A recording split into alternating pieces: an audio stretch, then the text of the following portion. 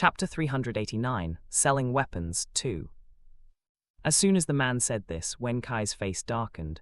He cracked his fists and asked, "Are you looking for trouble?" When the group saw his muscles tighten up, they took a step back and hesitated. While the rest of the group reassessed the situation, the group leader already spat and replied, "Do you think I will be scared of you just because you flex your muscles?" Before he even finished his last word, Wen Kai had already grabbed his collar and raised him up. With his feet dangling in the air, the man's face flushed red due to the lack of oxygen. He grabbed Wen Kai's arm and struggled to say, "Let me go." When his team saw this, they turned pale, and one of them quickly said, "Brother, please let go of our boss."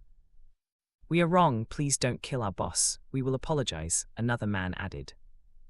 Wen Kai glanced at them for a moment, and before the boss fainted from lack of oxygen, he let him go. The moment the man fell to the ground, he gasped for air while coughing continuously. He didn't even have the strength to talk, let alone find fault with Wen Kai. After a while, the man finally regained his senses and composure. He stood up with the help of his team members and looked at the people in front of him with fear. He was a level 1 Earth-type ability user. Even if he lacked training, his combat experience was not few. But compared to the Phantom team members, he was like a delicate flower growing in the greenhouse, while they were wild flowers who grew in the harsh environment. While both of them were level 1 ability users, their strength, stamina, and combat experiences were like heaven and earth. When the man realized this, he swallowed hard before he said hoarsely, "Brother, I'm sorry for offending you. My team only wants to buy some weapons and has no bad intentions. If you are unwilling to sell it, you can just say so." Hearing these words, Kai snorted and replied, "Your group is the one who blocked our path and talked impolitely. If you really have no bad intentions, why did you provoke us like that? Now that you realize that we are stronger than you, you finally tuck in your tail. Where is the arrogance you showed just now?" he asked. When they heard his words, no one dared to say a word. After a moment of silence, Wen Mo said, "It's not impossible for you to buy weapons from us, but the price is 250 crystal cores for one weapon." He thought that the price he gave was high, and no one would be willing to spend that much to buy a weapon. Unexpectedly, the moment he finished his words, not only did the group of men all agree to the price, but even the people around them also chimed in, fearing that they wouldn't get any. "Brother, can you sell your weapon to my team too?" one of them asked. "Brother, I'm willing to pay 300 crystal cores. Can you give my team first priority?" another one asked. Looking at these people competing with each other while continuing to raise the price, the Phantom team members were dumbfounded. After they argued for more than 15 minutes, Feng Yun finally interrupted them, enough with the argument. As soon as he said this, everyone went silent. After a moment of pause, he glanced at everyone and said, "There is no need to compete with each other. When we are selling the weapons, we will inform everyone." When they heard this, everyone finally stopped feeling anxious and calmed down. "Comrade, how will you inform us?" one of them asked. Feng Yun smiled and replied, "My team is the Phantom team. Whether we open a stall or sell the weapons using another way, we will use our team's name. This way, you will know that it was our products." After they heard his words, they nodded in unison. "My team still has things to do, so we won't stay to chat with you all. Disperse, don't block the path," Feng Yun said. The moment he finished his words, he glanced at his team members and left the area. While they toured around the marketplace, Kai suddenly asked, "Brother Yun, doesn't it make more sense for us to sell weapons when there are lots of people willing to pay for them? If we sell the weapons as they request, we don't know if we are able to leave this area today. What's more, with so many weapons in the base, it will make our weapons seem cheap," Feng Yun replied. Kai thought for a moment before he asked, "But doesn't selling weapons to them help the base grow stronger?" "That's true, but can you guarantee that the weapons won't be used for bad things?" Feng Yun asked. "Well, even if we sell the weapons another time, we are still unable to control the weapons distribution," Kai replied. Hearing this, Feng Yun smiled and said, "We might not be able to do it, but Zun Qi sure can." As soon as he said this, Kai finally understood his meaning and said, "Brother Yun, that's a great idea, ah." Walking beside them, Wen Kai and Wen Mo listened to their conversation and nodded in agreement. An hour later, they finished strolling through the marketplace and left after buying some things. At the marketplace's entrance, Feng Yun took out a car from his space, and they drove to the central ring area instead of returning to their team's residence. They drove for 20 minutes before they reached the central area's gate. When the guards saw the incoming car, one of them walked forward and blocked the path. Raising his hand, he said, "Comrade, please show your identification card and state your purpose for visiting the central area." Seeing this, Zyro-Kai lowered the car's window, handed his identification card, and said with a smile, "Hello, comrade. We are the Phantom Team members, and we come to visit Commander Zun-Chi to discuss some matters." When the soldier heard this, surprise flashed in his eyes. After a moment, he regained his composure and gave them a salute.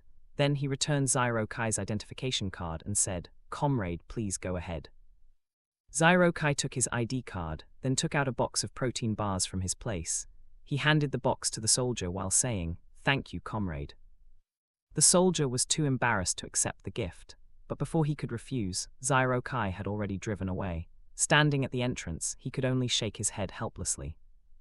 After the car disappeared from their sight, the soldiers finally divided the protein bars and enjoyed the rare snack. Following the road signs, they reached the main command center in less than 20 minutes. After they parked their car in front of a tall building, they walked while observing the situation. Entering the building, they saw a large hall with lots of people lining up in front of a counter, with several guards patrolling the area. After a while, it was their turn. Seeing them, the staff behind the counter smiled and greeted them. "Comrade, what can I do for you?" Feng Yun nodded at the staff, showed his ID card and said, "Comrade, we are looking for Commander Zun-Chi. Please help us inform him." The staff took the ID card, checked it for a moment, before she returned it to him and said, "Please wait for a moment." Afterwards, she made a phone call using an internal line. At the same time, Zun-Chi was startled by the ringing of the phone.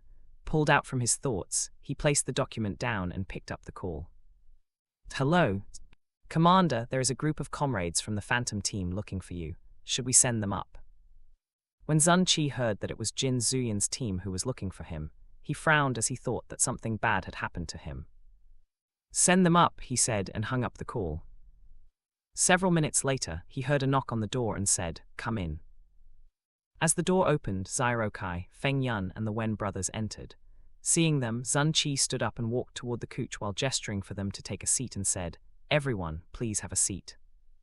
After everyone was seated, he asked, "Brother Wen-Kai, what brings you all here? Did something happen to Jin Zuyan?" Hearing this, Wen-Kai shook his head and replied, "Commander Zun, we didn't receive any news from the captain, and we came here to discuss a business opportunity with you." When he heard that their visit had nothing to do with Jin Zuyan, Zun-Chi heaved a sigh of relief and asked with curiosity, "Oh, what kind of opportunity?" This time it was Feng Yun who replied to his question. "Commander Zun, after we visited the marketplace, we noticed that the amount of weapons sold to the public was few. Since Brother Kai and Brother Mo can create weapons using their abilities, we want to offer cooperation to you."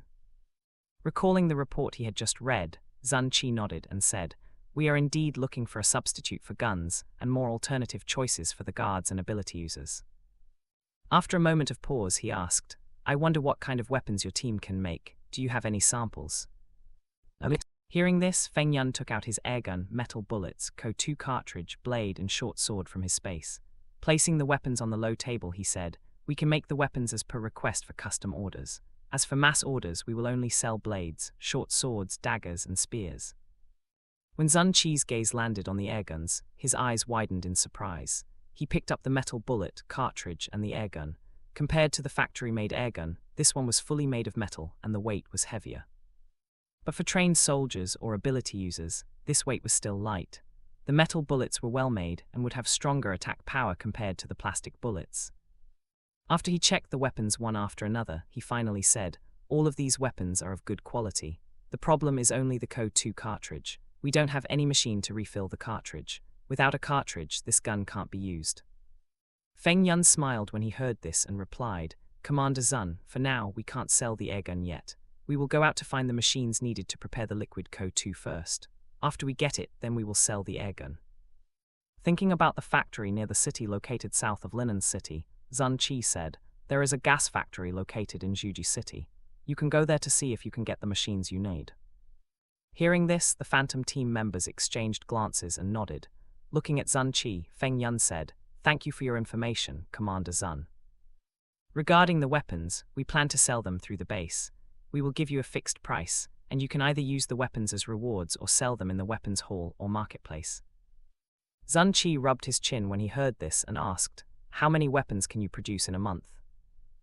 "It should be no problem for me to produce enough materials to make 2,000 weapons daily," Wen Kai said while glancing at his brother. Meeting his brother's gaze, Wenmo nodded and replied, "I have no problem creating 2,000 weapons daily, as long as there are enough materials." The moment they said this, Sun Qi was stunned. From what he knew, even for level 1 metal-type ability users, it was impossible for them to create more than 10 weapons daily. Based on that, he could imagine how much stronger Wen Kai and Wenmo were compared to the average ability users at the same level. After a moment of silence, Sun Qi let out a chuckle and said, "Since the amount of weapons is not a problem, then how do you sell them?" Feng Yun calculated for a moment and said, "To improve the base's overall strength, we need to improve the resident's strength, so we will sell the weapons in several grades. The lowest grade will be sold for 20 crystal cores each, the medium grade will be sold for 250 crystal cores each, the high grade will be sold for 800 crystal cores each. As for the custom-made weapon, the price will start from 1,500 crystal cores."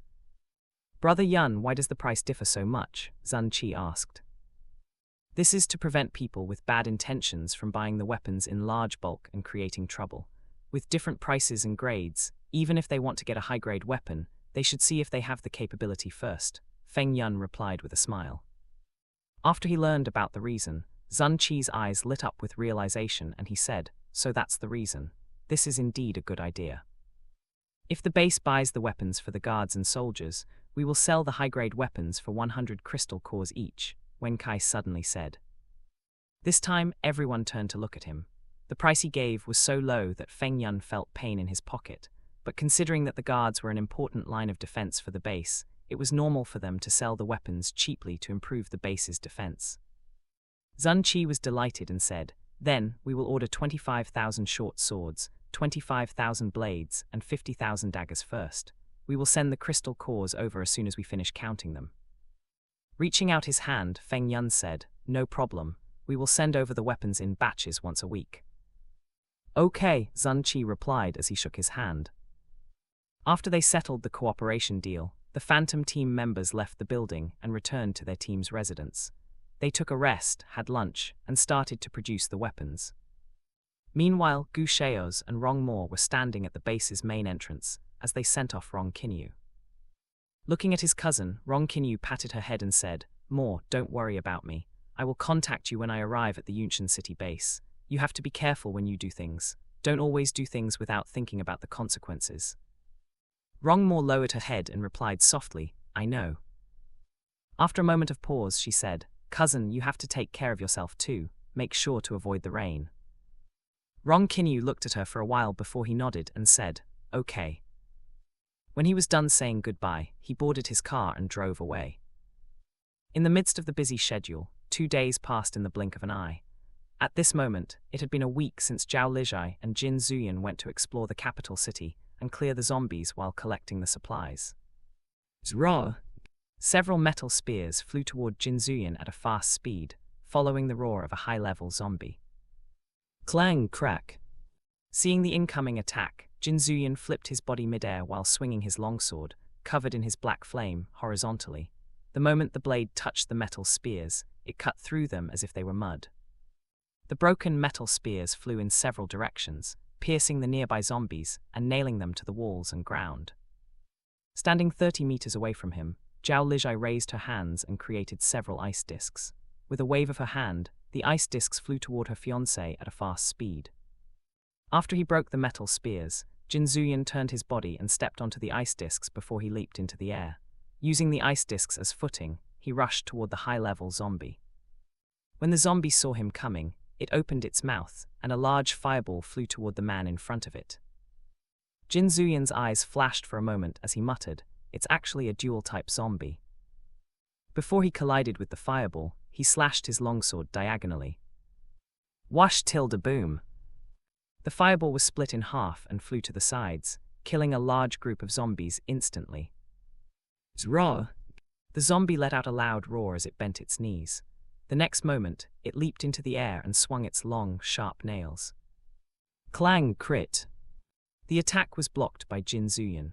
As the longsword and the sharp nails collided, it created sparks of fire while the sound of metal colliding echoed in the area. While he was battling against the zombie, Zhao Lijai was killing the zombies below. With a level 5 zombie summoning the low-level zombies, this area had turned into a zombie den. If they didn't clear out the zombies after the second rain, this place would become an S-rank zombie city for sure. Raw. Even though the zombies surrounding her were only at levels 1 and 2, their numbers were overwhelming. When she saw the sharp claws aiming at her from several directions, she waved her hands. The next moment, the ground was covered with a layer of water.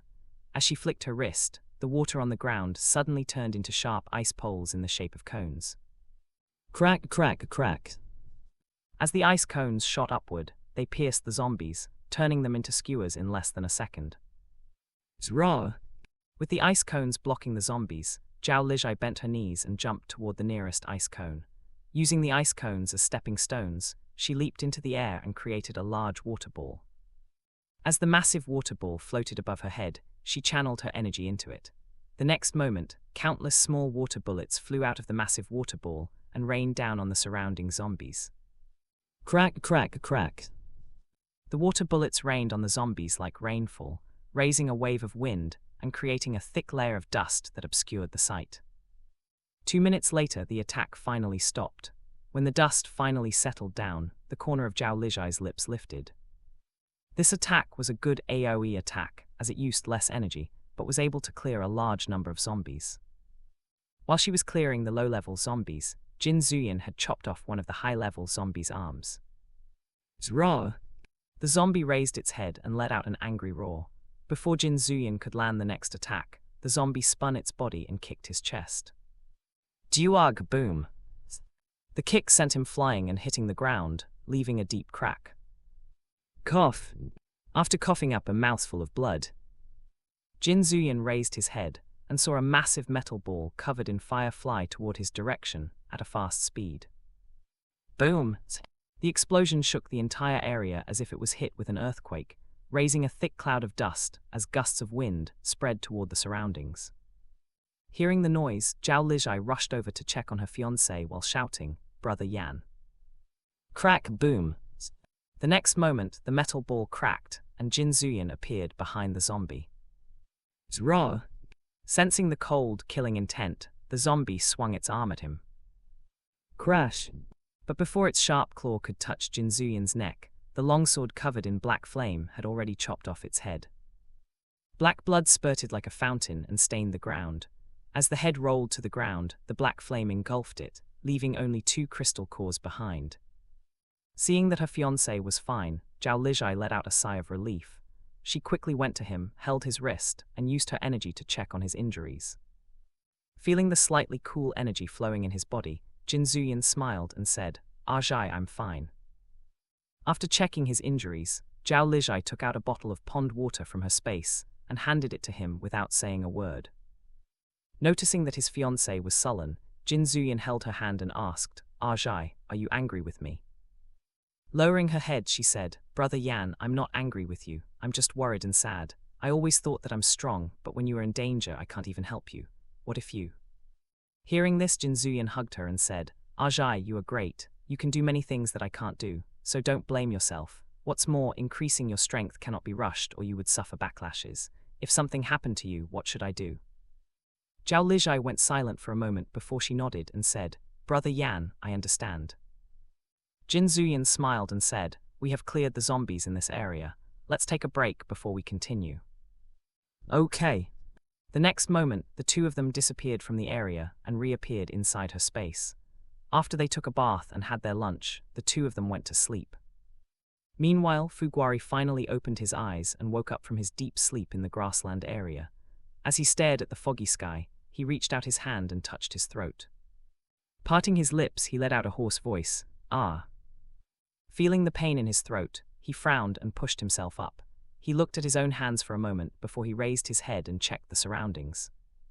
The last memories he had were of the day he was dragged away by the guards after he completed the final test in the facility. They told him that as long as he emerged as the champion, he would be able to leave the facility and find his best friend.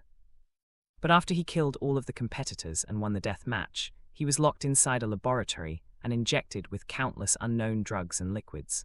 They also took his blood samples and tortured him every day. During that period, he realized that while his strength and ability grew rapidly, his body started to change, and he slowly lost his memories and consciousness. At the last moment before he completely lost his consciousness, he heard those researchers say that it was time to inject the last vial of T-drug, and he was most likely the only one who managed to survive the experiment after so many years. Before he could process the meaning of their words, his consciousness was pulled into a deep, dark abyss. He thought that he had died. Unexpectedly, he was actually still alive and woke up in this strange place. But what actually happened to him? What experiment did the facility do? Also, who exactly were those people in the facility? The more he tried to find the answer, the more questions were left unanswered. Since he couldn't find the answers now, he would think about it later. The most important thing right now was to find out what this place was. After he made up his mind, he stood up and closed his eyes. A few minutes later, he heard the sound of chickens coming from the area not far from his current place. Following the sound, he walked toward the direction. An hour later, he finally found the source of the sounds. Standing in the vast grassland, he stared at the massive chickens running freely in astonishment. It took him a while to regain his composure and mutter, "Is this place still inside the facility?" Feeling curious, he continued walking toward the chicken pen. When he was 20 meters away from the pen, a chicken suddenly noticed his presence and rushed toward him. As the chicken spread its massive wings, it raised its head and let out a long, sharp crow. The next moment, the chicken leaped into the air and flapped its wings. Wash tilde wash tilde wash tilde. After several moves of the chicken's giant wings, a huge gale appeared and formed a tornado. Seeing this, Fuguari's eyes flashed with surprise. Despite his surprise, he still stood there unmoving and raised his hand calmly. The next moment, a tornado appeared in front of him and moved toward the chicken. Boom! The moment the tornadoes collided, Fuguari's tornado swallowed the other and expanded instantly. Narrowing his eyes, he waved his hand, and the tornado flew toward the chicken at a fast speed. Seeing the incoming attack, the chicken let out a sharp crow and turned around to flee. But due to the strong suction power of the tornado, the chicken could only run on the spot, unable to move at all. Fuguari smiled when he saw this. Just before his tornado turned the mutant chicken into shredded chicken, a heavy pressure came out of nowhere, dispersing the tornado instantly. Boom! The transparent pressure was like a mountain pressing on his body, forcing him to kneel down. While he was circulating his energy to bear the pressure, he saw two people suddenly appear and stand a few meters from him. When Jin Zuyan saw the killing intent in Fuguari's clear eyes, a thought flashed in his mind. Taking a few steps closer, he asked, "Fuguari, do you remember me?" Hearing the familiar voice, Fuguari's eyes widened in shock. Seeing this, Zhao Lijai released the space pressure on him and said, "Brother Yan, it seems that he has regained his consciousness." Without the pressure, Fuguari stood up and stared at the familiar yet unfamiliar face in front of him. It had only been 3 years since he left. How could his brother look so old? Meeting his confused gaze, Jin Zuyan said, "Fuguari, it has been 7 years since I left. I'm sorry for leaving you behind. I went back 5 years ago to rescue you, but I was no longer able to find the facility location." Hearing this, Fuguari's heart sank. Since the moment he lost consciousness, it had been 4 years. Lowering his gaze, he looked at his pale fingertips and stared at his sharp nails. "In the past 4 years, what have I become? What happened in those 4 years?" he thought inwardly. Knowing that his brother had finally regained his memories, Jin Zuyan was happy and walked to him. Standing in front of him, he patted his shoulders and said, "Fuguari, I'm glad that you finally regained your memories." After a moment, Fuguari looked at him and nodded. Noticing that he didn't utter a word, Jin Zuyan reached out and held his wrist. Using his energy, he checked his friend's condition. 5 minutes later, he frowned deeply but said nothing. Seeing this, Zhao Lijai asked, "Brother Yan, what's wrong?" His throat was damaged and he lost his voice, Jin Zuyan replied. "Brother Yan, when we go back to the Linen City base, we can ask Sister Jiang to heal his throat." Hearing this, Jin Zuyan nodded and said, "That's the only way." Zhao Lijai walked to Fuguari and looked at him from head to toe. Now that he had recovered from his wounds and removed the zombie virus inside his body, he didn't look like a mutant at all, although his appearance still resembled Jin Zuyan's. Due to his looks, she found him pleasing and asked, "Brother Fu, are you hungry? Do you want to eat something?" Before she asked, Fu Guari didn't feel hungry, but now his stomach let out a loud rumble. Hearing this, Jin Zuyin smiled and said, "Let's go, I will cook something for you." Fu Guari nodded and followed them to the house. As they walked, he looked around and realized just how vast this place was. When he saw the lush farmland and the plump fruits, he couldn't help but swallow. When they reached the house, Jin Zuyin led him to the second floor and said, "I'm staying in the master bedroom with my fiancée. You can stay in this junior master bedroom." After they entered the bedroom, he took out a set of clean clothes from the wardrobe and handed it to him while saying, "Go take a shower first and come down to eat." Holding the clothes, Fu Guari nodded and walked to the bedroom, while Jin Zuyin and Zhao Lijai prepared a meal for him. He took a shower and soaked in the bathtub. Soaking inside the warm water, he closed his eyes and reorganized the new information he got. Half an hour later, he finished his bath and walked to the dining room. Standing there, he looked at his brother chatting with another person. When he looked at her, his eyes were gentle and warm, something he had never seen or expected before. Noticing his presence, Zhao Lijai turned around and said with a smile, "Brother Fu, have a seat first. We are almost done." 5 minutes later, the two of them carried a big pot of chicken soup and a big bowl of fried rice. After they placed the food in front of Fu Guari, they took their seats. "Brother Fu, you must be hungry. Hurry and eat before the food turns cold," Zhao Lijai said while she scooped a bowl of soup for him. After a moment of hesitation, Fu Guari finally picked up his chopsticks and spoon. He didn't know what he had eaten in the past 4 years, so he took a small sip of the chicken soup. When he swallowed the soup, he felt a warm energy spreading from his throat toward his entire body. He waited for a moment and didn't feel any discomfort. Since his body was able to eat this, he no longer held back and picked up the bowl. He took several large gulps and finished the entire bowl. Afterward, he tried the fried rice, mapo tofu, and stir-fried vegetables. While there was a slight discomfort when he ate the fried rice, he was still able to eat it. With this discovery, the heavy stone pressing on his heart finally lifted. Although he didn't know what had happened in the past 4 years, Fu Guari knew that his body was no longer the same as before after the experiments the facility had done to him. His intuition told him that his body was most likely injected with the zombie virus. Therefore, he was unsure if he would be able to consume human food.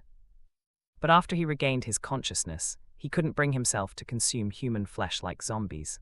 Fortunately, he was still a human and not a monster. Half an hour later, Fu Guari finished the last drop of the chicken soup. Looking at the empty plates and bowls, Zhao Lijai muttered, "Fortunately, we have lots of supplies. Otherwise, he would starve to death when we went broke." Fu Guari had sharp senses and heard her words clearly. This was the first time he met his sister-in-law, yet he left such an impression on her. Feeling embarrassed, he scratched his nose with a lowered head. Jin Zuyin chuckled when he saw this and said, "Fu Guari, you don't have to feel embarrassed with your family. Since Aitg and I cook, you will clean up the dishes." The moment he heard this, Fu Guari nodded and quickly cleaned up the table. While he was washing the dishes, Zhao Lijai asked her fiancé in a low voice, "Brother Yan, now that your friend has regained his memories, what do you plan to do next?" After a moment of silence, Jin Zuyin replied, "Aitg, I want to bring him out. But if I do that, your secret will be exposed. I don't know whether to bring him out or lock him here forever."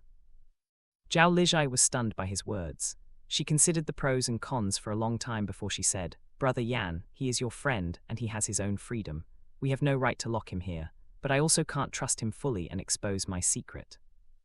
Reaching out, Jin Zuyin held her hand and said, "Aitg, whatever decision you make, I will support you." Hearing this, Zhao Lijai smiled and replied, "Okay." Just after they finished their conversation, Fu Guari walked out of the kitchen. The three of them sat around the dining table in silence. 5 minutes later, Zhao Lijai finally said, "Brother Fu, you must be wondering what this place is." Fu Guari nodded at her words. "This place is inside my space. To be honest, I don't trust you.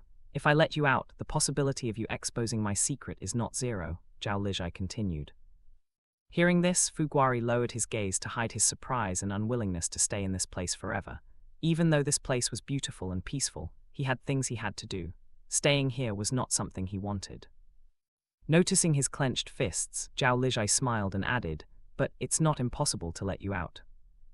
The moment she said this, Fu Guari raised his head to look at her. Zhao Lijai opened her palm and a water droplet floated above her palm.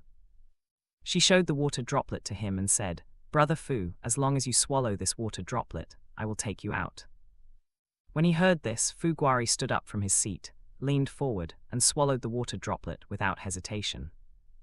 Sitting beside his fiancée, Jin Zuyan's eyes flashed with surprise. Seeing another man being fed by his fiancée, he felt uncomfortable and frowned deeply. Not noticing her fiancé's jealousy, Zhao Lijai was stunned by Fu Guari's action. It took her a moment to regain her composure and said, "Brother Fu, I haven't told you what this water droplet is yet." After swallowing the water droplet, Fu Guari frowned as he felt a piercing pain in his head. The pain lasted for 10 seconds before it disappeared. Letting out a sigh, Zhao Lijai said, "That water you just swallowed was made by condensing my ability energy. Right now, my energy is planted in your brain. I can blast your brain as long as I activate the energy." When Fu Guari heard this, he nodded. For him, it was normal for her to plant something that could control his life and death. After all, he knew her secret. If the secret about this space was exposed, her life would be in danger. Seeing that he didn't show any reaction and was still staring at her calmly, Zhao Lijai let out a helpless chuckle and said, "As long as you keep my secret, I won't do anything to you." Fu Guari nodded again. Since they had reached an agreement, Zhao Lijai said, "We will leave this space. When we go out, we might be surrounded by zombies, so you have to prepare yourself." After she said this, she waved her hand, and a blade appeared on the table. "Brother Fu, you can use this blade for now. After we go back to base, I will ask Brother Wenmo to make a better one for you." Fu Guari picked up the weapon. After he checked the blade for a moment, he shook his head. "Fu Guari, you don't want the blade?" Jin Zuyan asked. To answer his question, Fu Guari raised his hand. The next moment, long, sharp silver nails appeared on his fingers. Under the lamp, the sharp nails glinted brightly. When he clenched his fist, the sharp nails disappeared instantly. Since he already had a weapon, Zhao Lijai didn't bother to give him the blade anymore. She held her fiancé's hand and said, "Brother Yan, you can hold Brother Fu's hand." Jin Zuyan touched Fu Guari's shoulder, and the next moment, the three of them left the space and reappeared outside. At this moment, the sun was shining brightly and the temperature was hot. The difference in temperature made Fu Guari frown slightly. Using his palm to block the sunlight, he looked around. He was taken aback by the city's situation. The rancid stench was overwhelming and the air was stuffy. The roads and buildings were damaged. As far as he could see, there was only destruction, accompanied by the roars of zombies in the distance. After a moment, Jin Zuyan said, "Fu Guari, today is the 45th day since the apocalypse began. Aitg and I plan to clear the zombies as much as we can and collect all the supplies in this city. After that, we will go back to Linen City." Hearing this, Fu Guari nodded and wrote on Jin Zuyan's palm using his finger, telling him that he would follow their plan. After they explained the situation to him, the three of them went to collect the supplies in the area before they moved to the next area. At this moment, the rest of the survivors from the capital were running for their lives at the border of the capital. Seeing the zombies chasing them from behind, the survivors threw away their luggage and ran as fast as they could. But no matter how fast they ran, their bodies were weak and malnourished. 10 minutes later, the distance between them and the zombies was getting closer and closer. Following the roar of zombies, one of the survivors was pierced by sharp claws in his chest from behind.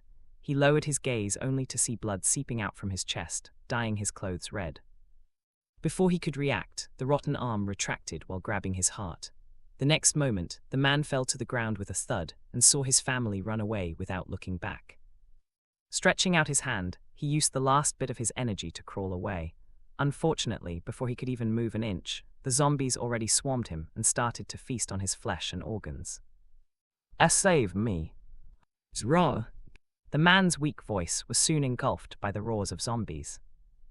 When the rest of the survivors saw this, their faces turned pale, but no one dared to lag behind. As they ran and ran, the differences between the weak and the strong started to become clear. Mori survivors had no more energy to run, and soon became the zombies' food. In the midst of the survivors, a group of people looked around and saw a motorbike showroom on the left of their location. They exchanged glances and nodded. While everyone was running to the front and the right direction, they turned to the left and quickly went into the showroom. The gate of the showroom was locked, so they had no choice but to break the huge glass window. One of them swung his metal bat several times with all of his strength. Prank! The sound of the glass breaking echoed on the road, but thanks to the screams of the survivors, the zombies were led away by them and didn't notice their small group at all. The group quickly went to get the motorbikes and drove away in the opposite direction.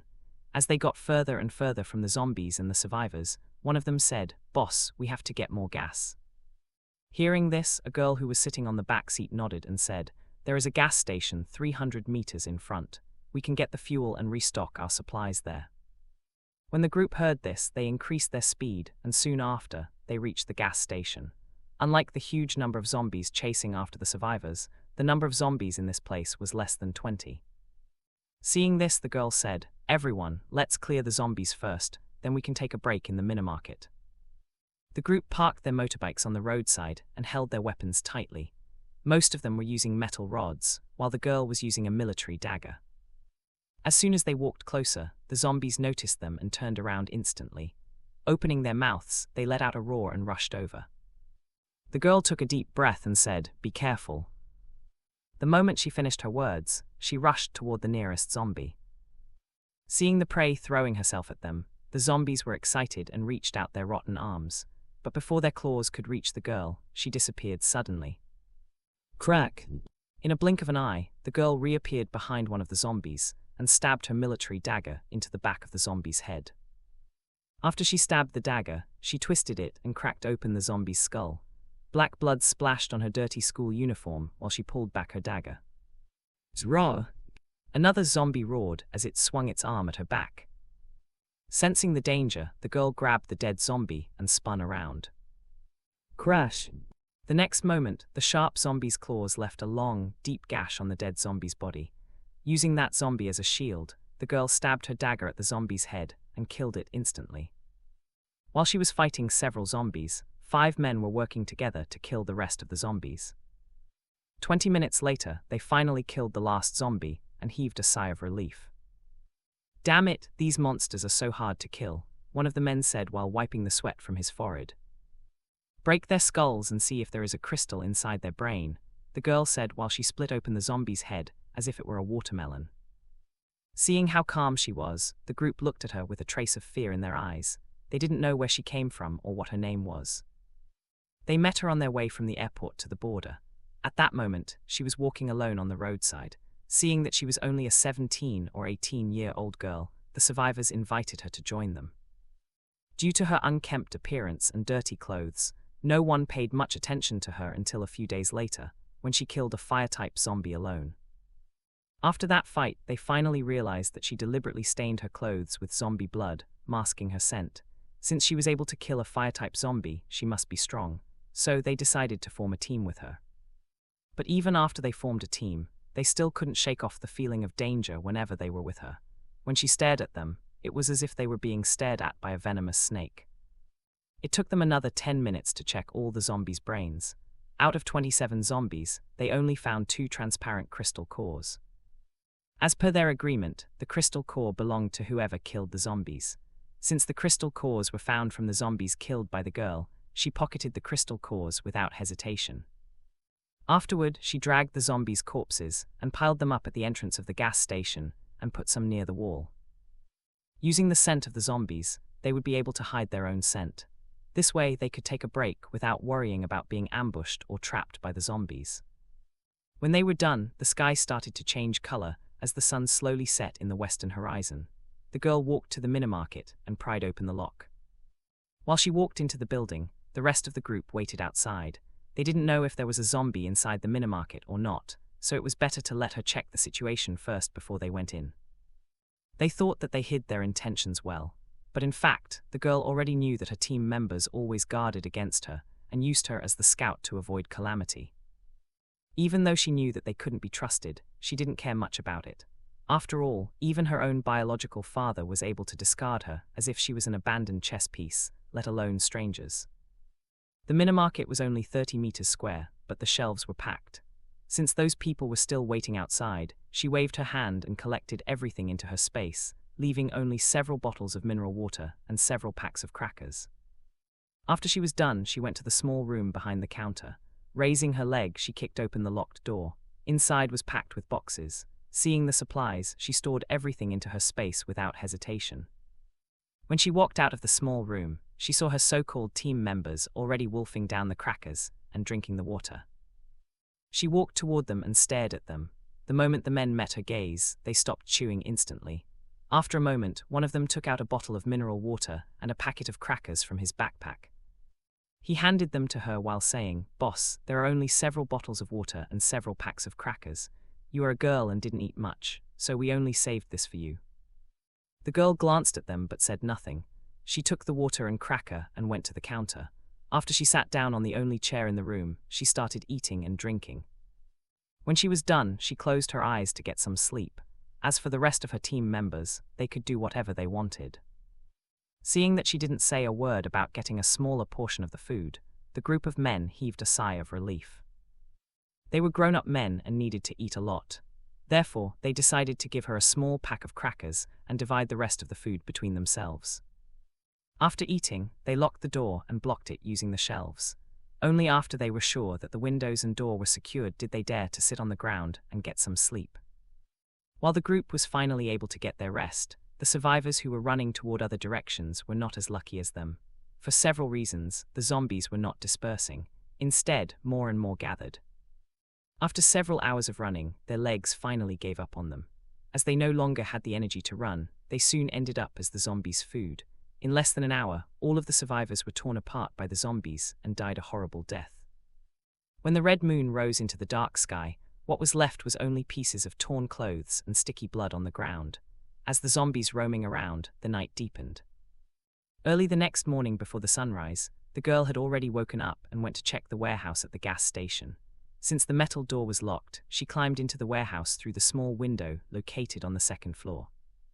The warehouse was only 100 meters square, but it had 2 floors. The second floor stored boxes of supplies sold in the minimarket. She waved her hand and took everything away. Afterward, she went to the first floor.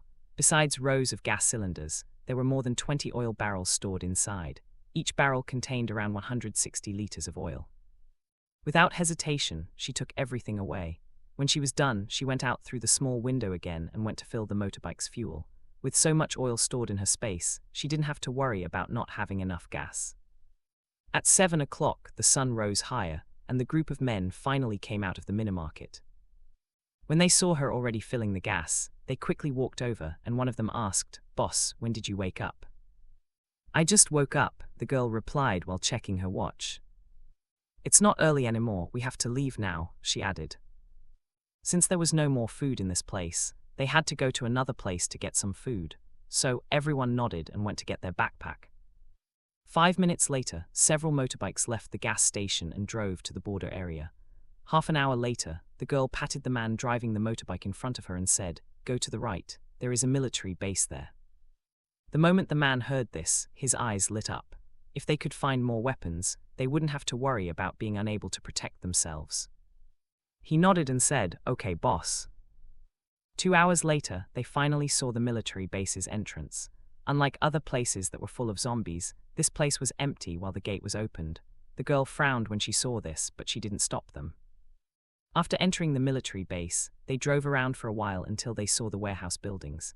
When they reached the warehouse, they parked their motorbikes and rushed to the nearest warehouse. The girl stored one of the motorbikes into her space before she followed them. As soon as she stepped into the warehouse, she heard her team members curse loudly, "Damn it, there is nothing left here." The girl looked around and said, "Check the area first, we might be able to get something." Although they were unwilling to follow the girl's order at first, the moment they met her gaze, their minds buzzed and they listened to her. Half an hour later, they found 2 rifles, a handgun and several magazines. Seeing the weapons, she said, "Divide the weapons between you and check another warehouse." The moment they heard this, they replied in unison, "Thank you, boss." While the group of men went to the next warehouse, the girl went to the back of the warehouse. The moment she walked out from behind the wall, she saw a military chopper parked there. Walking over, she checked the fuel and let out a sigh of relief when she saw that the tank was full. She checked everything for a while and nodded with satisfaction. With this chopper, she could go find her brother earlier. Since the men didn't own a space, they could only stuff their backpacks with supplies until they were full and took several weapons. The rest of the supplies and weapons were taken away by the girl after they left the warehouse. At noon, the girl turned to them and said, "Everyone, I plan to go to Linen City. We only formed a team temporarily. If you want to go to other places, you don't have to follow me." The group of men looked at each other and exchanged meaningful glances. Since she already decided to leave, they wouldn't tag along with her. With so many weapons, they were sure that they would do well even without her. After a moment, one of them said, "Boss, I want to go find my family, so I won't go with you." With one person taking the lead, the rest followed. "Boss, I won't go with you either." "Me too." "I want to find my brother, so I won't go with you, boss." "Me too." The girl glanced at them and nodded before she said, "Since all of you have made up your minds, I won't have any objection." After she finished her words, she turned around and walked to the back of the warehouse. The group of men thought that she would force them to stay with her. After all, even though they were not as strong as her, with them around, her chance of survival would be higher. Unexpectedly, she left without hesitation. Seeing this, one of them said, "Let's go." Not long after they left the military base on their motorbikes, they heard the sound of a helicopter's propeller coming from the direction of the military base. Raising their heads, they were stunned to see the girl flying the helicopter. As soon as they saw this, one of them shouted, "Fuck, that bitch is playing with us." All of them shared the same thought. If they had known that she could drive a helicopter and that she found one, they would have gone with her. But now that she had left, it was useless to regret their decisions. While they were cursing, the girl had already flown the helicopter toward Linen City. Below her, she could see zombies everywhere and the destruction caused by battles between zombies and humans. Almost 2 hours later, the sound of the propeller was heard at Linen City's border. Since she didn't fly too high, she could see the situation below clearly. From the moment she crossed the border, she noticed that the situation in this city was much more under control compared to the other cities. The number of zombies was less than in the nearby county town, as she would see group after group of ability users or soldiers cleaning up the zombies. The roads were repaired, and cars, buses, and trucks were seen transporting supplies. She didn't know the location of the Linen City base, so she decided to follow a group of trucks transporting supplies. Half an hour later, she saw a massive, tall wall spread out in the distance. From above, she could see that the base was built in several layers. There were a total of 4 walls surrounding the base. The outer wall was the tallest and widest. On top of the wall, one guard was stationed every 10 meters. Every 500 meters, a small building similar to a fortress was built on top of the wall. From how the guards went in and out, that building might be used as a resting area. The wall had a total of 4 main gates. Under the wall, several long lines could be seen outside the gates. From the length of the lines, she could roughly guess the number of people waiting to enter the base. After she circled the base twice, she decided to land outside the south gate. The guards had already noticed a military chopper flying above the base and informed Wen Hanley about this matter. Not long after she turned off the chopper's engine and came out of it, 2 cars approached her. Seeing the soldiers coming out of the cars, the girl waved her hand and stored the military chopper into her space. The moment when Hanley saw this, his eyes lit up. Their base lacked space-type ability users. If this girl joined their base, he would be able to speed up their supplies collection project. With this thought in mind, he took several steps forward and stood 5 meters from the girl. With a hand behind his back, he smiled at her and said, "Welcome to the Linen City base, comrade." The girl nodded at him and said, "I came to look for my brother, Jinzuyan. Is he in this base?" The moment they heard this, everyone was taken aback.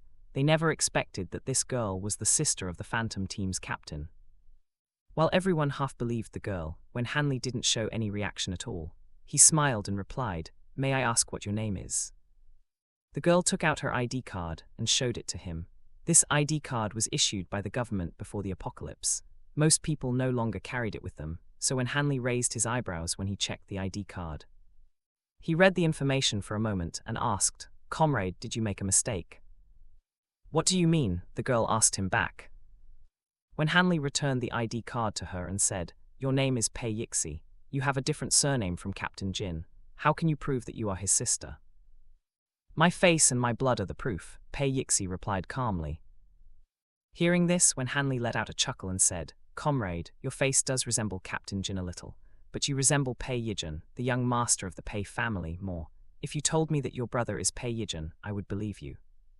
Pei Yixi went silent for a moment before she replied, "Pei Yijun is indeed my brother. but Jin Zuyin is also my brother.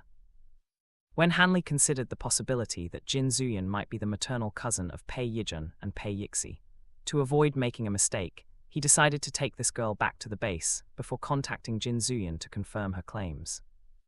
After making up his mind, he nodded and said, "Captain Jin is currently outside doing a mission. You can wait for him at the base first."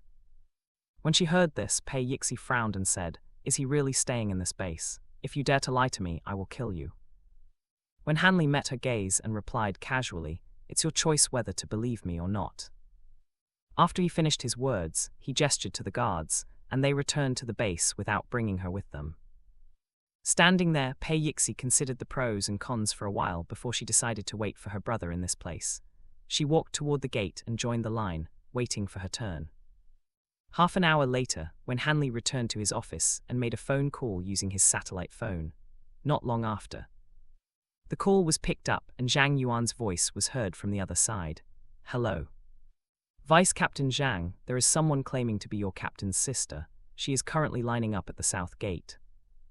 As soon as Wen Hanley finished his words, Zhang Yuan said, "Impossible. My captain is an orphan. Are you sure that this person isn't a scammer?" Hearing this, Wen Hanley thought for a moment before he replied, "Well, her identity still needs further clarification, but I don't think she is lying." After a moment of pause, Zhang Yuan finally said, "I will go check the situation personally." "Okay." Hanging up the call, Zhang Yuan looked at his team members and said, "Old Qin, you will come with me to the south gate." Noticing his frown, Qin Luzi asked, "Old Zhang, did something happen?" Zhang Yuan nodded and said, "Someone claimed to be our captain's sister. I'm going to confirm this matter personally." The moment he said this, the members who were busy crafting weapons and counting crystal cores suddenly stopped what they were doing. They looked at him as if he were crazy. Meeting their gaze, Zhang Yuan said helplessly, "I didn't believe it either, but we still have to make this trip. Otherwise, if someone is using our captain's name to do bad things, it will be troublesome to clean up the mess." Since his words made sense, the members nodded, and Xiaokai said, "Vice Captain, you should give that person a beating later. See if anyone dares to claim a relationship with our captain again." Zhang Yuan nodded and said, "Don't worry, I will take care of this matter." While Zhang Yuan and Qin Luzi were on their way to the south gate, Pei Yixi observed the situation at the base's entrance. A soldier walked over while holding a kettle and asked, "Comrade, do you need some water?" Pei Yixi was taken aback by his offer and asked, "Comrade, is the water free?"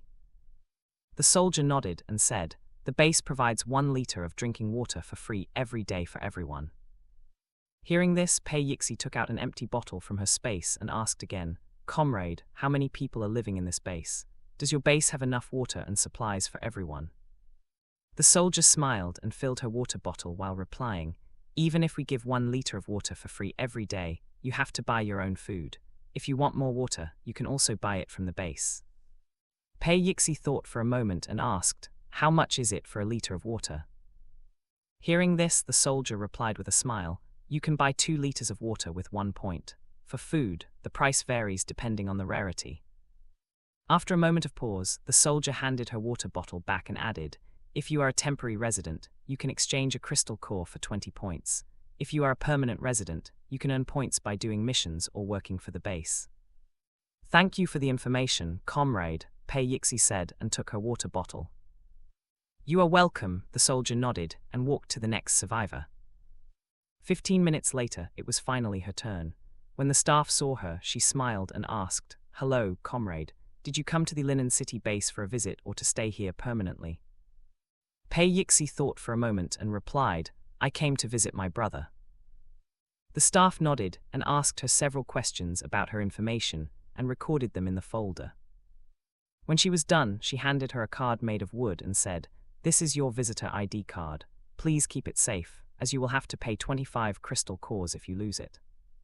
Also, you can use this card as your point card to do some transactions inside the base. If you lose the card, we won't be responsible for returning your points. As for the rules and regulations of this base, you can read them on the notice board in the Central Park and Mission Hall." Pei Yixi nodded and accepted the wooden card. Just after she walked past the gate, she saw 2 men walking toward her. She only glanced at them and continued walking forward. As she walked past them, Zhang Yuan rubbed his chin and said, "Old Qin, Why does she look more like Pei Yijun than our captain? She should be Pei Yijun's sister, Qin Luzi replied. He checked the map in his mind and frowned. The dot representing Pei Yixi was in a cyan color, a mix between blue and green, but the proportion of blue was larger. After a moment he said, rather than guessing blindly, we can just ask her directly.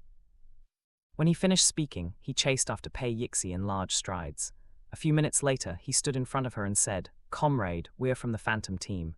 We received information that you're looking for our captain. Hearing this, Pei Yixi stopped in her tracks and looked at him. After a moment of pause, she asked, Did my brother send you to find me?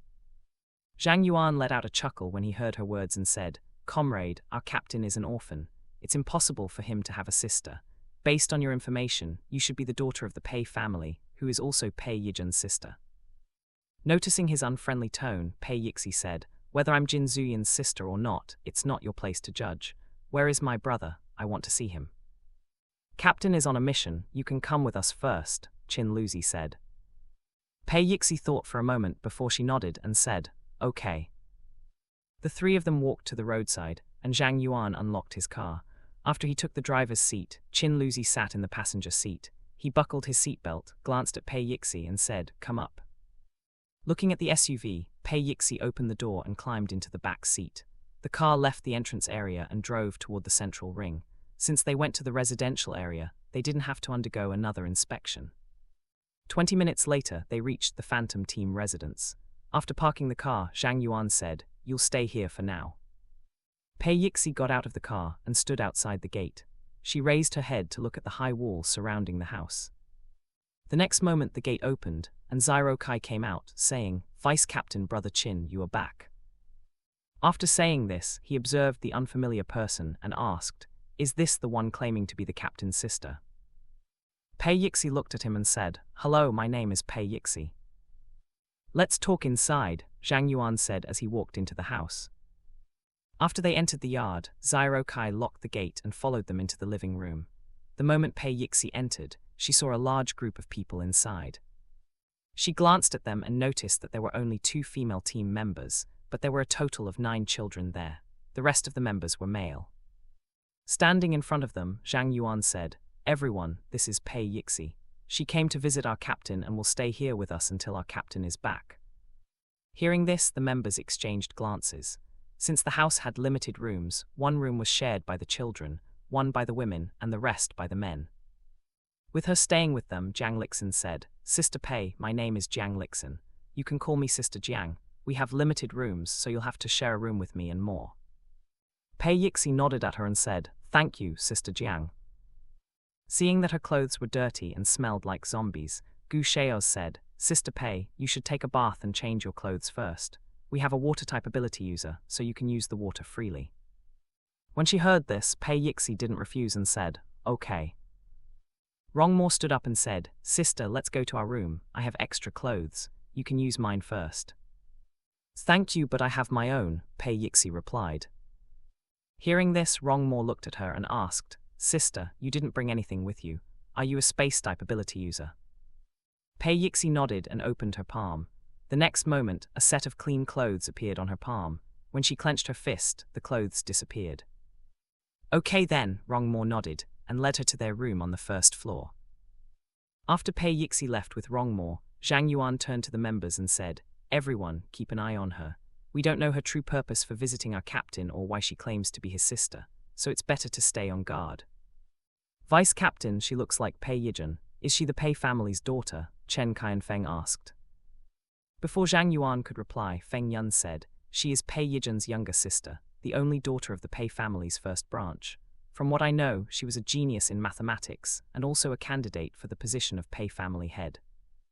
Noticing the gossip, Zyro Kai asked, Brother Yun, you know so much about the Pei family. Do you know their inside information? Feng Yun nodded and said, I have been friends with Pei Yijun since we were in junior high school.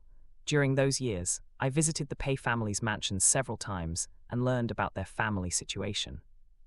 Compared to Pei Yijun, Pei Yixi had a higher chance of becoming the Pei family's heir. Her IQ and abilities in combat, business management, and politics were all better than her brother's. But when she was 10 years old, she was kidnapped and was only found 2 years later. After they returned to the family, the Pei family suddenly appointed Pei Yijun as the heir. Since then, she was sent to another city and stopped receiving any resources from her family. When they heard this, everyone was shocked. They knew that in aristocratic families, it was common to raise their children like goo insects, forcing them to compete, sometimes to the point of killing each other, just to find the best of the best. But now that they had met someone who was discarded by her family simply because she had been kidnapped and disappeared for 2 years, they couldn't help but feel pity for her. No matter what, she had only been a 10-year-old girl when it happened. She wasn't some omnipotent soldier. How could the Pei family put the blame on her? While the team members were discussing Pei Yixi's situation, she was taking a bath in her room. As she scrubbed her body, she recalled a conversation her father had with her mother years ago. If she hadn't overheard that conversation, she might still be the obedient daughter who followed her father's orders to the letter, never considering what she truly wanted. But after that night, she no longer wanted anything to do with the Pei family. After bathing and changing into clean clothes, she took out a pack of crackers from her space and ate before going to sleep. This was the most peaceful rest she'd had since the apocalypse began. At the same time, Jin Zuyan, Zhao Lijai, and Fu Guari had already reached the capital's D area. The moment they entered the central district, they heard the roar of zombies. Seeing the number of zombies blocking the road, Jin Zuyan said, "Let's go on foot." As soon as the car stopped, they exited, and Zhao Lijai stored the vehicle in her space. A few minutes later, the zombies rushed toward them, baring their sharp claws and teeth. Seeing this, Fu Guari's eyes flashed with killing intent and excitement. Before Jin Zuyan and Zhao Lijai could react, he had already leapt toward the horde while swinging his arms. "Fu Guari, be careful." Boom, booms, boom. The moment Jin Zuyan shouted, several wind blades shot out from his claws, tearing through the zombies and turning a large group of walking dead into minced meat. Standing 20 meters behind him, Zhao Lijai and Jin Zuyan exchanged glances. They hadn't expected his ability to be this powerful. Judging by his attack's force, he was likely a level 2 or level 3 ability user. They observed him for a while. Once they were sure he could handle himself and wasn't in danger, they finally let go of their worries and joined the fight. The three of them didn't hold back and cleared all the zombies in the area within an hour. When they finished, Fu Guari moved on to nearby areas and continued killing zombies, while Jin Zuyan and Zhao Lijai checked the surrounding buildings. They cleared out the zombies inside the buildings and collected all the supplies. With Fu Guari's help, their efficiency tripled. In just one day, they managed to clear the city center. The only issue was that Fu Guari's fighting style was too brutal. He liked to use his sharp claws to tear zombies apart, leaving black blood and rotting flesh covering most of his body and staining his clothes. Fortunately, Zhao Lijai's space could absorb the zombie virus, and they only needed detergent to clean the clothes. Otherwise, it would be a headache to find clean clothes for him. In the blink of an eye, 2 weeks passed. By then, Jin Zuyan and Fu Guari were busy killing zombies, while Zhao Lijai collected weapons, vehicles, and supplies from a military base. This was the last area they planned to visit. Once they cleared out the zombies, they would return to Linen City base. After Zhao Lijai finished collecting everything, she found her fiancé and said, "Brother Yan, I'm done. What about you and Brother Fu?" Jin Zuyan waved his hand and extinguished the black flames before replying, "We are also done." Zhao Lijai then waved her hand and collected the scattered crystal cores from the ground. She took out a military chopper from her space and said, "Then let's go back." "Okay." With the sound of the propeller echoing across the area, the military chopper flew toward Linen City. At the same time, back at Linen City base, Zun Qi and Wen Hanli were having a meeting in the commander's office. They stood over a map of the base spread out on the table. After a moment, Zun Qi said, "Now that the fourth wall has been completed, it's time to shift our focus to the wall defense." When Hanli thought for a moment before replying, "Commander, our scout teams found an underground military base not far from Linen City. We could go there to see if there are any cannons or laser weapons left." Zun Qi paused, then said, "That base was abandoned years ago due to a toxic gas leak. We won't risk sending our people there." After another pause, he continued, "There is still 1 month before the second rain. We have time to visit Jinwu City and check the weapon factory there." Hearing this, when Hanli was taken aback and said, "Commander, that place belonged to the Gu family. I don't think we will find anything. They must have taken everything already." Shaking his head, Zun Qi replied with a smile, "That might not be the case." Commander, why do you think so? Wen Hanley asked. Although that weapon factory was owned by the Gu family, it was built on the Wei family's territory. They might let go of that factory to make the Wei family owe them a favor, Sun Qi said. What's more, even if the Gu family had the intention to take away everything, with our current situation, it is not an easy task. Not to mention the risk during transportation, both the fuel and manpower needed are no small matter, he added. Hearing this, Wen Hanley thought for a moment and said, Commander, I understand. I will send a scout team to check the area first. Good. At the same time, Pei Yixi and Zyro Kai were sitting on low stools while watching their stalls. Since they didn't plan to open a permanent stall, they only used a piece of tarpaulin to cover the ground and place their goods on top of it. Zyro Kai was selling daily necessities such as baby formula, women's products, shampoo, toothbrushes, etc. As for Pei Yixi, she was selling common medicine for colds, fever and wounds. Both of their goods were rare, and therefore they gained lots of customers in the past few days. Not long after they opened their stalls, several people came over to check on their goods. A woman walked to Zyro Kai's stall and asked, Brother, do you sell women's underwear? Hearing this, Zyro Kai nodded and took out a box of women's underwear from his space. He opened the box and said, Sister, you can choose by yourself. The moment she saw the underwear, the woman's eyes lit up and she asked, Brother, how much is it? One set is sold for 15 points. When she heard the price, the woman hesitated. The price of the underwear was equal to her daily wage, but considering that underwear could be used for a long time, she only hesitated for a moment before she chose 2 sets. Afterwards, she took out her ID card and said, Brother, should we go to the points machine? Zyro Kai shook his head, took out a small gadget made of unknown metal from his space, and replied, Sister, now we don't have to go to the machine. The base has improved the system, and you can just transfer the points by placing your card on this machine. The woman looked at him with doubt, but she still placed her card on the machine. Afterward, Zyro Kai input the number of points to be transferred and pressed enter. The next moment, 30 points were deducted from the woman's card, and Zyro Kai's card received 30 points. As soon as she saw this, the woman said, Brother, your machine is so convenient. Comrade, where did you get the machine from? One of the stall owners asked. Comrade, you can apply for a machine at the public management hall, but to get a machine, you have to pay for it. It costs 100 crystal cores if you buy it, and 1 crystal core if you rent it for a month, Zyro Kai replied. Comrade, can we pay using points? Another stall owner asked. Zyro Kai thought of Wen Hanley's words and replied, From what I know, this machine can only be bought or rented using crystal cores since the number is limited, but in the future, we might be able to get it using points. When everyone heard his words, they nodded in understanding. For a rare item, it's normal to be more expensive. While this machine was convenient, not many people were willing to pay for it.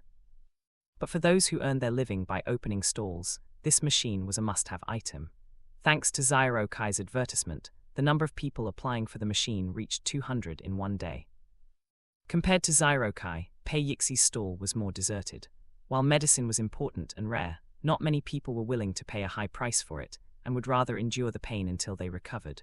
So she only opened the stall to pass the time while reading a book. At 10 o'clock in the morning, a boy ran toward her stall and suddenly knelt down. Seeing this, Pei Yixi closed her book and said calmly, I sell medicine, not wishes.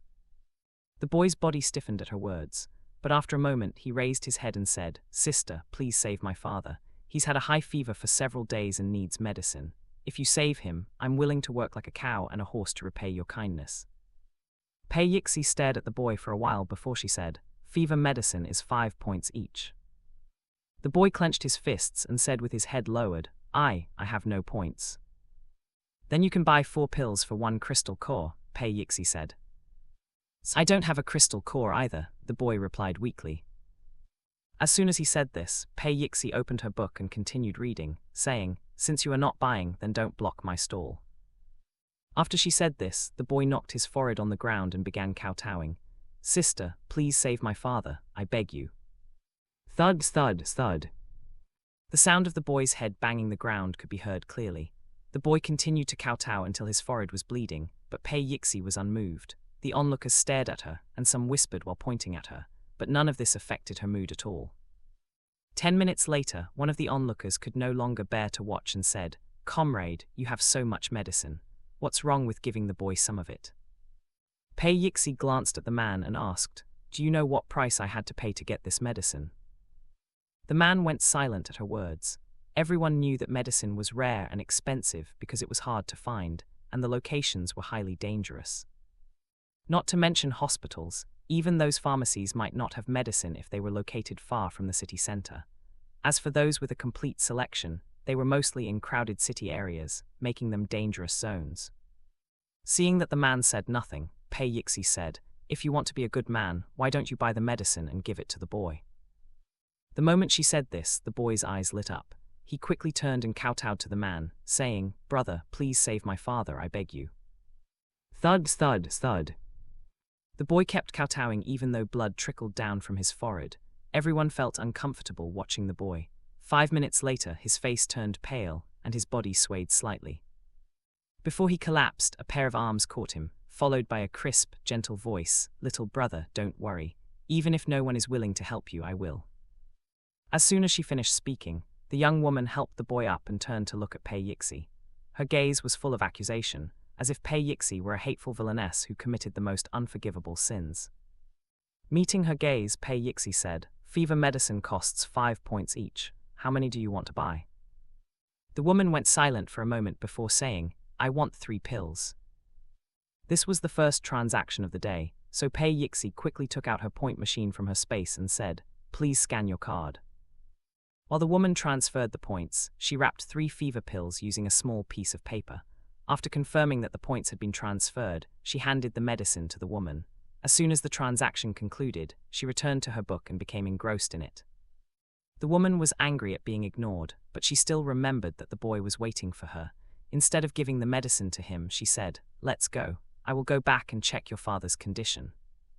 Hearing her words, the boy was delighted and said, sister, this way please. After they left the area, the onlookers dispersed. When they were alone, Xirokai asked, Sister Pei, why didn't you help that boy? Pei Yixi turned the page and replied casually, that boy is lying. Xirokai was curious and asked, how did you know? I just know, she said while giving him a glance. Hearing her half-hearted reply, Xirokai scratched his head and muttered, women are indeed hard to understand. As soon as he said this, Pei Yixi nodded in agreement and said, indeed, that woman is not as simple as she seems. She is not as kind as you think. This time, Xirokai was surprised and looked at her with wide eyes. He had thought the woman was kind, but he never said it out loud. So how could Pei Yixi know what he was thinking? Glancing at him, Pei Yixi said, your thoughts are written all over your face. When he heard this, Xirokai let out an "oh" and no longer dwelled on the matter. His stall was busy, and he had no time to chat. While the two of them were busy earning money, Feng Yun went to visit Zun Qi in his office.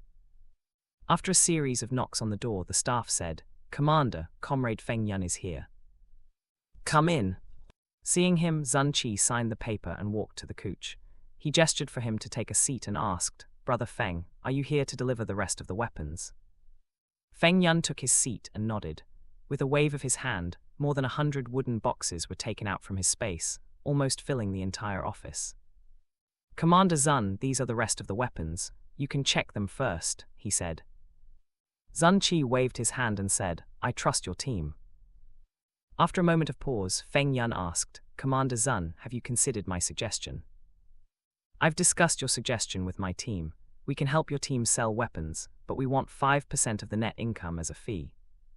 Feng Yun thought for a moment and said, Commander Zun, are you sure you want a percentage instead of becoming the distributor? Zun Qi smiled and replied, Personally, I would like to become the sole distributor, but at this moment, the base needs a huge amount of crystal cores to operate, so receiving a fee is faster than becoming the distributor and earning from the price difference. Hearing this, Feng Yun nodded and said, I understand. Then my team will send the weapons directly to the base's weapon store. Okay, Wen Hanley already informed the staff at the weapon store, so you can discuss the details with the store manager directly, Zun Qi said. Feng Yun nodded and stood up as he said, Then I'll take my leave first. Happy cooperation, Commander Zun. Happy cooperation, Zun Qi replied. After leaving Zun Qi's office, Feng Yun went to the second ring area riding a motorcycle. 20 minutes later, he arrived at the weapons store and parked his bicycle on the entrance before he walked into the building. The moment the store manager saw the emblem on Feng Yun's collar, he quickly walked over and greeted him with a smile. "Comrade, you must be the members of the Phantom team. Welcome to our store." Feng Yun looked around before he said, "Hello, comrade. My name is Feng Yun. I'm the one responsible for delivering the items for sale." The store manager's eyes lit up at his words. He nodded and said, "Vice Commander Wen already informed me about your arrival. We have prepared a separate shelf to display your team's weapons." After he finished speaking, the store manager led Feng Yun to the designated shelf.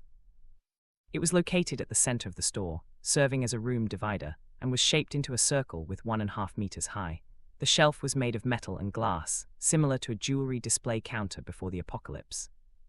Feng Yun looked around the store for a while before he took out a piece of paper and said, "Comrade, this is the price list for the weapons. My team's weapons are divided into 3 grades, each with different prices and a limited quantity for sale daily. The price for a low-grade weapon is 30 crystal cores, with a daily limit of 20 weapons. A medium-grade weapon costs 350 crystal cores, with only 5 available per day. A high-grade weapon costs 1,000 crystal cores, and only 1 can be produced each week. As for custom-made weapons, the starting price is 2,000 crystal cores and may increase depending on the buyer's requirements. We only accept 1 custom order per month." The store manager hesitated for a moment before he said, "Comrade Feng, more than 500 people buy weapons every day. I'm afraid the number your team produces won't meet the demand." "We are fully aware of that. But in order to prevent people with bad intentions from getting our weapons easily, we have to limit the quantity and use price to control distribution," Feng Yun replied with a smile. As soon as he heard this, the store manager understood. Now that laws were broken and people had returned to the law of the jungle, countless mercenary groups had emerged, though many were no different from bandits. If they managed to get their hands on such weapons and increase their strength, they could cause trouble for commoners, and the crime rate outside the base would likely rise drastically. Now, with how expensive the weapons were, even if someone wanted to enhance their team's power, they would have to consider whether they could actually afford it. Reaching this conclusion, the store manager nodded and said, "It's still the Phantom team members who think far ahead." Feng Yun only smiled at the praise and said nothing. After the brief conversation, the 2 of them went to the small warehouse located in the back room. With a wave of his hand, he took out 2 wooden boxes from his space and said, "Comrade, these are the weapons for 1 week. I will deliver more every week. Remember to limit the sales." "I understand," the store manager nodded. Having finished his business, Feng Yun left the store and returned to the Phantom team's residence. His team members were busy packing, as they would move into the apartment they had purchased from the base the next day. While they were busy, a military chopper landed outside the north gate of the Linen City base. The survivors turned their heads to check the situation when they heard the propeller sound. After the engine was turned off, Jin Zuyan, Zhao Lijai, and Fu Guari came out of the military chopper. With a wave of her hand, Zhao Lijai stored the chopper into her space, and the 3 of them walked toward the entrance of the base. The moment the guards saw them, they quickly informed their supervisor using a walkie-talkie. 10 minutes later, they reached the gate and joined the lines. Since Fu Guari was not yet registered as a base member, they could only join the survivors and wait for their turns. While they were waiting, a soldier walked over. He gave them a salute before he said, "Captain Jin, Comrade Zhao, welcome back. The commander has been waiting for you in his office. Please come with me." Jin Zuyan returned his salute and said, "I came back with my brother, and we have to register his name first. We will go visit Sun Qi when we are done." Hearing this, the soldier said, "Captain Jin, your team is registered as an S-grade mercenary team. You have the priority benefit, so you don't have to wait in line." When he heard this, Jin Zuyan nodded and said, "Okay." The 3 of them were led to a tent not far from the entrance.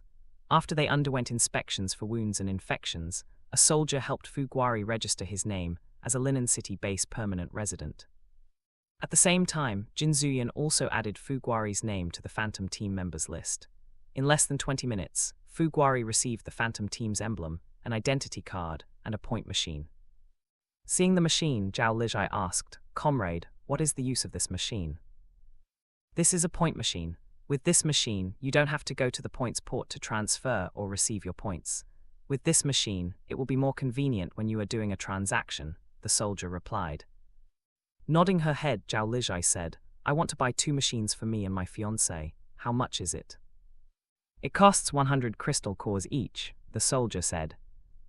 Zhao Lijai took out a small pouch from her space and started counting the crystal cores. 10 minutes later, she handed the crystal cores to the soldier and stored the point machines in her space. When they were done, they didn't go to meet with Sun Qi, but returned to the Phantom Team's residence first. When Jin Zuyan, Zhao Lijai, and Fu Guari arrived at the Phantom Team's residence, they parked the car and came out of it. Standing outside the gate, Fu Guari turned his head and met a pair of clear, bright eyes. Pei Yixi stared at the man standing a few meters in front of her and raised her eyebrows. After a moment, she smiled and walked over to him. Reaching out her hand, she said, Hello, we have met again. Hearing this, Fu Guari frowned and thought, Who is this weird person? Pei Yixi held Fu Guari's wrist and shook his hand while replying in a low voice, Brother, my name is Yixi. I'm not a weird person. We met a long time ago. As soon as she said this, Fu Guari pulled back his hand from her grip and looked at her warily. How did she know what I'm thinking about? Does she have a mind-reading ability? He thought inwardly. Pei Yixi smiled at him and turned to look at Jin Zuyan. Before she could greet him, Zyro Kai said, Captain, sister-in-law, the 2 of you are finally back. Jin Zuyan glanced at him before he turned to Pei Yixi and asked, Why are you here? Brother, you are still as cold as ever. I miss you, so I came to visit you, Pei Yixi replied calmly. When he heard this, Jin Zuyan narrowed his eyes and said, You shouldn't be here, go back to Jiangning. Hearing this, Pei Yixi let out a chuckle and replied, Brother, do you think that person will care whether I'm here or not? In his eyes, I was just a discarded chess piece. Since I have no value, there is no reason for him to care about my life and death. After saying this, she opened the gate and walked into the house with familiarity. Seeing this, Jin Zuyan let out a long sigh and said, Aitg, let's go inside first. Even though Zhao Lijai was curious about what her fiancé's relationship with that girl was, she only nodded and followed him in. Left behind, Zyro Kai scratched his head, turned to Fu Guari and said, Brother, you must be the new member. My name is Zyro Kai. Let's go inside first. Fu Guari nodded and walked into the house. The moment they entered the house, they saw the members were busy packing up their backpacks. Seeing this, Jin Zuyan asked, Have you all bought your apartment? Hearing his voice, the members stopped what they were doing and greeted him, and Zhao Lijai with a smile. Captain, sister-in-law, welcome back. Captain, our apartments are ready, and we can move in anytime. We plan to move in tomorrow, Shang Yuan replied. Jin Zuyan nodded and said, Everyone, this is my friend, Fu Guari. From today onwards, he will join our team. After he said this, the members started introducing themselves to him. When they saw Fu Guari only nodded at them, they looked at their captain with a questioning gaze. Brother Fu's throat was damaged, so he couldn't talk, Zhao Lijai explained. When they heard this, Jiang Lixin walked over and said, Brother Fu, I'm a doctor and have a healing type ability. Can I have a look at your condition? Fu Guari stared at her but said nothing. When everyone thought that he wouldn't agree, Pei Yixi suddenly said, Sister Jiang, he dislikes close contact with strangers. As soon as she finished her words, Fu Guari shot her a glance. After a moment of hesitation, he finally nodded and took a seat on the couch. Seeing this, Jiang Lixin sat beside him and placed her fingers on his wrist. When she sent her energy into his body, she felt his rejection and said, Relax and let my energy in. Hearing this, Fu Guari took a deep breath and relaxed his body. After a moment, he felt a warm energy flow into his body and slowly move throughout his entire body. 40 minutes later, Jiang Lixin retracted her energy from his body and said, Brother Fu, I have already healed your throat. You won't feel pain when you drink or eat anymore, but your vocal cords are badly damaged. With my current level, it might take a year of treatment to fully recover your vocal cords. When everyone heard this, they went silent. After a while, Mo Junji suddenly asked, Sister Jiang, is there a possibility for him to recover if he underwent surgery? Shaking her head, Jiang Lixin replied, Not to mention that we don't have the surgical tools and don't have enough medicine for surgery. My husband and I are not otolaryngologists. Then we will just take the treatment slowly, Jin Zuyan said. Jiang Lixin nodded and said, I will do the treatment for 30 minutes every day. After checking Fu Guari's condition, Jin Zuyan turned to Pei Yixi and asked, Pei Yixi, you can tell me why you are here now.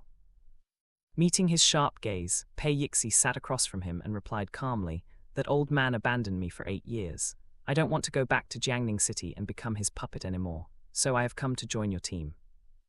When they heard this, everyone exchanged glances. Zhao Lijai looked at her and found some resemblance between the girl and her fiancé. Thinking about the rumors in her previous life, she turned to her fiancé and thought, are the rumors back then actually real? Pei Yixi glanced at her, smiled meaningfully, and continued, brother, although we were born from different mothers, both of us have that old man's blood in our veins. By right, I'm still your younger sister. You wouldn't chase me away to fend for myself, would you? The moment she said this, everyone took sharp breaths. They had thought of countless scenarios, but never expected that their captain was actually the Pei family's son. Watch your words, I only have a mother and never had a father, Jin Zuyin said coldly. Pei Yixi let out a chuckle after she heard her half-brother's words and said, brother, I know what you want to do, I can help you. Jin Zuyin stared at her for a while before he asked, what can you do? Thanks to that old man, I became a dual ability user after the apocalypse. Besides space type, I awakened a psychic type ability. I can read people's minds, Pei Yixi replied with a smile. While everyone thought that she was one of the rare dual ability users, both Jin Zuyin and Fu Guari knew that her natural ability was the psychic type. As for the space type, that might be the result of the experiment she underwent in the facility. All of the Pei family children would be taken away at the age of 10 and injected with a serum to awaken their superpower, together with the abducted children or orphans bought by the Pei family. The process of awakening was dangerous and painful. Out of 100 children, only one of them would awaken a superpower. For those who failed to awaken their superpower, 90% of them would end up dying, and the rest would lose part of their 5 senses. Those who successfully awakened their superpower would be trained before going through a series of tests once every 2 years. Only those who passed the last test would be able to return to their families after the facility planted a chip in their brains and erased or altered their memories. Their names would be recorded in the facility's database as hidden soldiers who could be used anytime. As for those who failed the test, they would be thrown out of the facility to fend for themselves after their memories were erased. If they were lucky, they might be able to return to their families. Otherwise, they would end up dead or become orphans, wandering the streets. After a long silence, Jin Zuyin asked, how did you know about me? I overheard my parents' conversation the night before I was taken away by the facility, Pei Yixi replied. Even though she said it so casually, Jin Zuyin could imagine the shock she felt when she learned the truth. When he found out the truth about his mother and that old bastard, Pei Zun, it took him a long time to accept the reality. After being taken away by the Pei family from the orphanage, he was sent to the facility and underwent the experiment and training. He didn't know the meaning behind the training and only wanted to become stronger to find his mother, which made him stand out and become one of the best soldiers the facility had ever groomed. Thinking back on it, he should have thanked them. If not for their experiments and torture, he wouldn't have become someone so strong that he could destroy all of humanity in his past life. In this life, he would use his ability and strength to destroy them instead. After a long silence, he finally asked, what is your level? Hearing this, Pei Yixi knew that he had agreed to let her stay. She smiled and replied, both my abilities are at level 3. My space is 1,800 square meters and 20 meters high. I can collect items from a 50-meter radius. As for my psychic type ability, I can read the minds of people with weaker mental power than me without touching them. If they have stronger mental power or are 2 levels higher than me, I have to touch them to be able to read their minds. Besides mind reading, does your psychic type ability have another skill? Mo Junji asked curiously. Pei Yixi nodded and replied, I can control the minds of ability users with the same level as mine for 10 minutes. For those with lower levels than mine, I can control it longer. As for ordinary people, I can control their minds for an hour, but the consumption of my mental power is high when using this skill, so unless necessary, I won't use it. As soon as she finished her words, Li Kixuan's eyes flashed with interest. He stared at her as the corners of his lips lifted. Feeling an intense gaze, Pei Yixi turned her head and met his gentle smile. At this moment, her instinct was screaming at her to run away as she felt danger emanating from him. She tried to read his mind, but she felt a thick layer of barrier hindering her. This only happened if he was at least 2 levels higher than her or possessed stronger mental power than her. While she was lost in her thoughts, Jin Zuyin said, you can join my team temporarily. Hearing this, Pei Yixi no longer dwelled on Li Kixuan's matter and replied, thank you, brother. By the way, should I hand over my supplies to the team? She asked. This time it was Yin Yusheng who replied, usually, we record our team supplies and divide them among the space-type ability users in our group. But since you found the supplies before you joined the team, then it's your private property. It's up to you whether you want to hand them over or not. Pei Yixi nodded and asked, how many space-type ability users do we have in our team? Zyro Kai, Feng Yun, and sister-in-law are space-type ability users, Yin Yusheng replied. May I know how big your space is? Pei Yixi asked while looking at them. Zyro Kai scratched his tall nose and replied embarrassedly, well, my space is the smallest in our team. It's 2,000 square meters and 20 meters high. I can collect items from 30 meters away.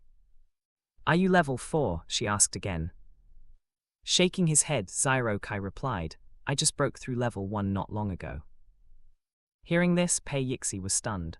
She had always felt proud of her space since it was far bigger than those of the space-type ability users she'd met before, but compared to this team, she was actually nothing.